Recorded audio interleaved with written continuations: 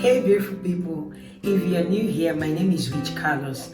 I am a wife, a mom, a lover of Christ, and on my channel I share content based on faith, marriage and motherhood. Today I want to talk to you about how you can balance being a wife, being a mother and still maintaining your relationship with God without burning out. I mean, everybody knows that as a wife, as a mother, you know that it comes with so much responsibility, even when you have help or when you don't even have help. But most times, if you are not being careful, your spiritual life will begin to suffer because of the fact that, okay, you were exhausted as a mother or as a wife, you're trying to keep up with your husband, you're trying to keep up with the children, and having that time to focus on God is something that is just a mirage to you. I want to share with you how I manage being a wife, being a mother, and also my relationship with God without getting exhausted. I would like to start first by saying this is based on my own personal experience. You have to find out what works for you based on the kind of man you marry, your children, your environment, and your program, the kind of things you do. Some of you might be a stay-at-home mom, just like me. I'm a stay-at-home mom. Some of you can be working and all that. So you just have to find out what works for you and just find a way around it. Now, I am the kind of person that I like planning myself. I don't like to be taken unawares. You can't just call me up on the phone and just say, hey, please start coming to this place. No, we have to plan, except on emergency cases, which are very rare, not all the time that you have that emergency, you understand? So I am the type of person that I like to plan myself. If I know that I'll be going out tomorrow, I know the time I'm going out and I know what I'm going for, I will always want to start the day before to plan myself, to get myself together. I will also factor the fact that I have to go to bed on time for me to meet up with that kind of arrangement. Now, why did I say this? Most of us, why we get exhausted or why we get tired easily is that we don't plan ahead of time. I know it's not easy, like I know, and it's not like every time that you're 100% like accurate when it comes to planning, but at least to some extent, you just have to plan yourself as a mother for you to be organized. Because I feel that mothers are, not just mothers, like women generally, we have the ability to multitask and also produce results. Men don't really have that kind of ability, you understand?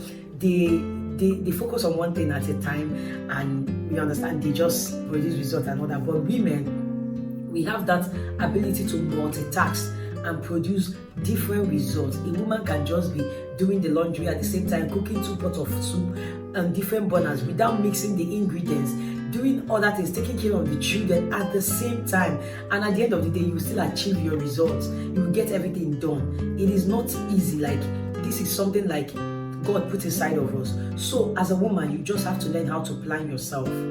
For me, I start planning myself a day ahead of time. I have 2 boys. The elder one goes to school. The younger one is yet to start school. So a day ahead of time, I set out his school uniform. I already plan in my head what I'm going to package for him for his lunch. If it's something that I need to prepare ahead of time, I'll have to prepare it down. Something like if I know that he's going to school with maybe rice and stew, I'll make sure the stew is ready. You understand? I won't be making the stew that morning that he's going to school. So I will just have to deal with boiling white rice. That's just an example that I'm giving you. So I have to plan in my head what he will carry to school. And I have to also plan myself when I will wake up and when he will go to bed. Because if they don't go to bed on time, it will affect me. It will affect my program. And it will affect them waking up on time. So this is how I run my own home. Around 7 p.m. I make sure they are in bed. It takes them time because they will be throwing tantrums and all that.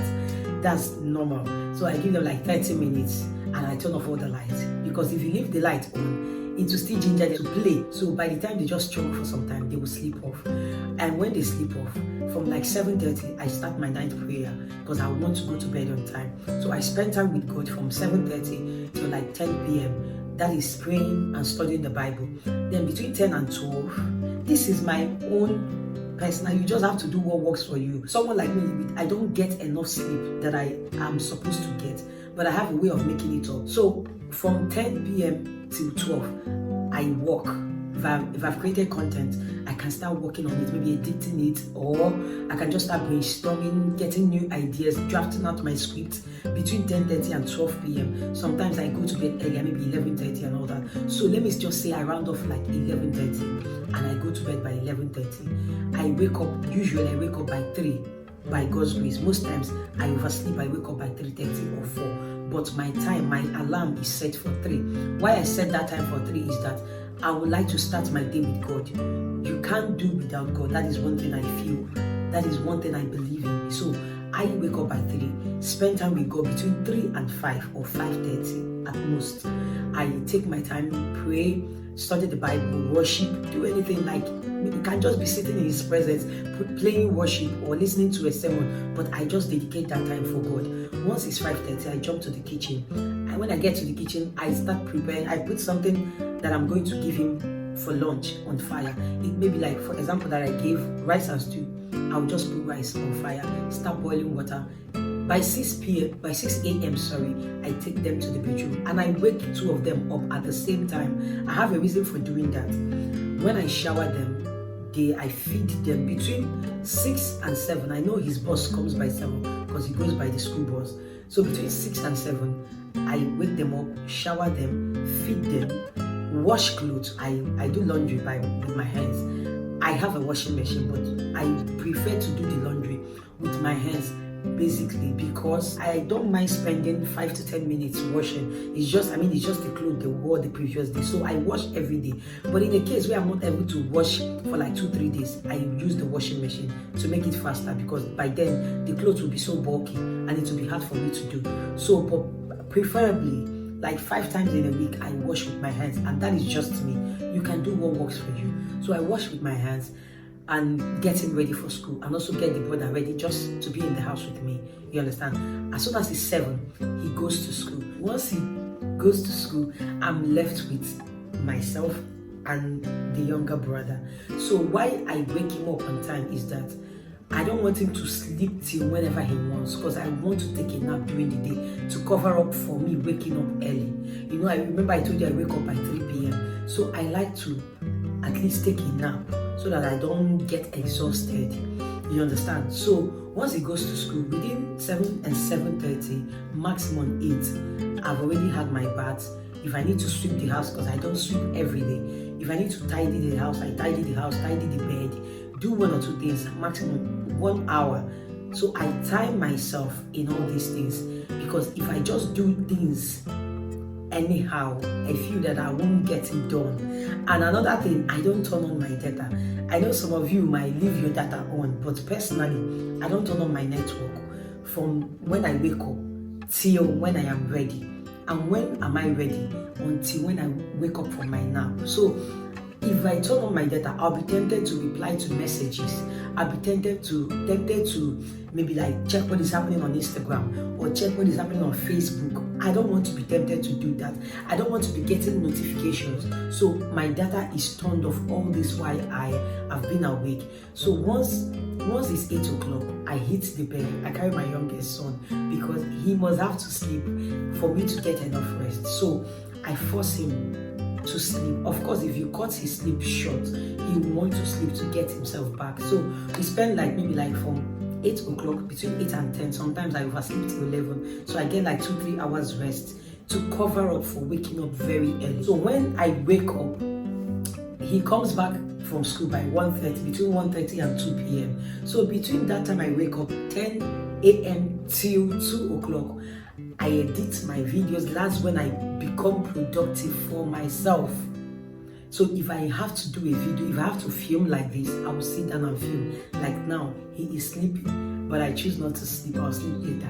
I am filming now. So it depends on what I want to do. You understand? So between that 10 till 1:30, I can film, decide to film depending on my schedule. And I forgot to say something. After spending time with God between 3 and 5 or 5:30, I write down the things that I want to do for the day. And when you write down the things you want to do, it helps you to stay focused, and it helps you to know what you're supposed to do next, and not just to do something that just come up to your head.